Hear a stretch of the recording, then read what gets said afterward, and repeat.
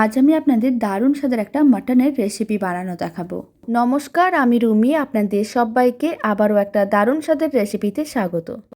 প্রথমে প্রেসার কুকারের মধ্যে 3 চামচ তেল দিয়ে দিলাম। এবার আমি আদা রসুন বাটা দিয়ে দিলাম আর দিয়ে দিলাম বেশ কিছুটা পরিমাণ কুচনো পেঁয়াজ।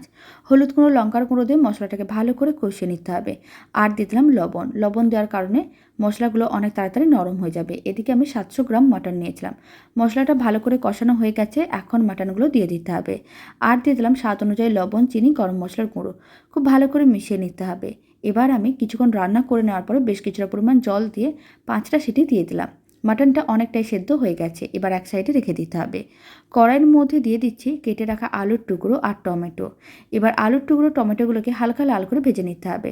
যখন সমস্ত কিছু হালকা লাল হয়ে ভাজা হয়ে আসবে তখন মাটনটা দিয়ে দিতে হবে আর দিয়ে দিতে হবে 1 চামচ ঘি। এবার বেশ কিছুক্ষণ রান্না করে নিলেই দারুণ স্বাদের মাটনটা একেবারেই রেডি।